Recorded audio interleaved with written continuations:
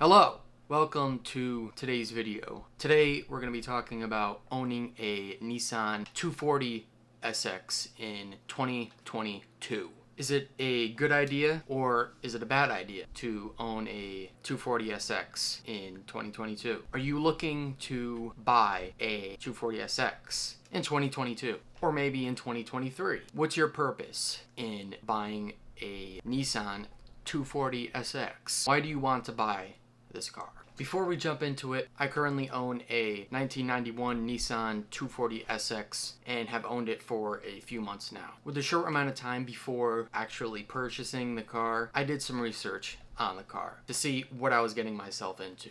During the time, I was looking for an FC RX-7 and had done tons of research on the rotary engine and the FC chassis. The car had popped up on Marketplace. It looked like a good deal, and I thought, why not? So I went to go take a look at the car, and lo and behold, I took it home with me, along with a lot of other parts with it. The motor was out of the car. It was a built KA, and the car seemed like it was built for performance. I bought the car off an older guy for $5,000. Now, some might say that this was a good deal, and some might say that this was a bad deal. The car is completely stock and barely tampered with as well as I could see. So we have a completely stock 240 SX with a built KA 24DE to high compression and tons of parts. So one person might want to restore that car and drive it like it's 1991. And we have another person that might want to build that car for their own purpose. Now, as you may know,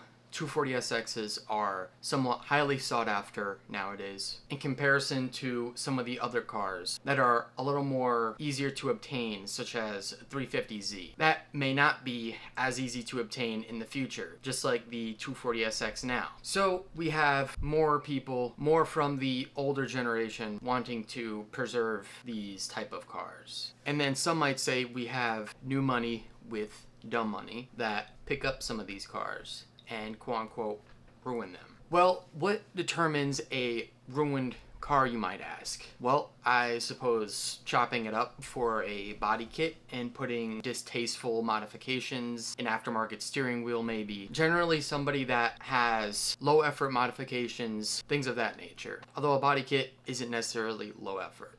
And then on the other side of the coin, we have preserving the car, which is not destroying the car. So clean 240 SXs have become a sort of rarity in the past few years. If you've looked on the market for 240 SXs, you've seen, one, the price they go for, and two, the condition of a majority of them on the market. You can expect to find an absolute F-tier shell for about $5,000. No motor, no transmission, no interior, maybe a body kit, and it's in different colors. That's just the tip of the iceberg. So you might be asking, well, what's the problem with that?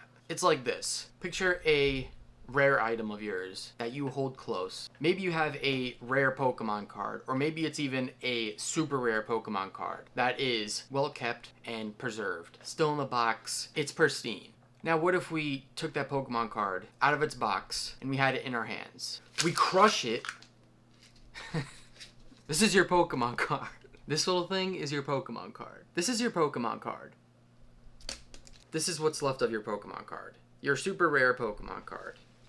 I imagine that's what some of these older guys might feel with something like 240 SXs. And I completely understand. I'd love to restore my 240 SX to its original glory and have a completely restored old Japanese car. But that's just not what's the plan. That's not the plan. That's not what I want to do. For what I want to do, that doesn't work out for me. Maybe one would say, why don't you sell your 240 SX to somebody that will bring it back to life, to its original glory, and find a different car to purpose build. One that's not so scarce. Well, I love S chassis. I want to get into them, and this is a start. Don't get me wrong. You could get into a car before you own one. You could do tons of research online and practically own the car before you even own it. And that's something I recommend to anyone looking to purchase a car. Before you buy something, research it as much as possible to the point where you practically own it. if it's a quick buy, such as similar to my situation, before you modify, listen to anybody else, do your own research so you can make a decision for yourself. Because if you listen to other people all the time, what would your life be? You would be following everybody else around and not making your own path. And if you're fine with that, then that's all that matters, as long as you're happy. But there's something about taking a car and throwing it into a corner, maybe hitting something, an old Japanese car, LARPing as a 90s street drifter, an absolute ripping coming out of that corner, with somewhat of an audience, maybe like 10 people cheering you on. That puts a smile on my face. That's something that I want to pass down, not only to my kids, but to the next generation. It wasn't too long ago for my generation, but it will be long ago for the next one, and then the next one. It's nice to have a preserved car in pristine condition, the way it came out of the factory, and to be cool riding around in it around town. And maybe I'll do that, but with another car. But there's an opportunity for me. There's a risk. There's a risk I'm taking by sacrificing this car for the sake of inspiration, education, career building, and to create something that I could look back on and be proud of and not be regretful of. How many people do you know that have regrets about doing something? They wish they took this opportunity, but they didn't. They wish they took this risk, but they didn't take it. It happens too often. So if you have a dream, if you have an idea, expand on it. If you want to buy a 240SX, go for it. If it's a piece of shit, if it's a shell, whatever it may be, whatever's wrong with it. If you think you've done enough research and you think you can tackle this, then why not go for it? Why not take the risk? It doesn't make any sense not to. You think successful people don't take risks? You think they haven't taken risks to get where they're at? As long as you believe in yourself, you'll do it.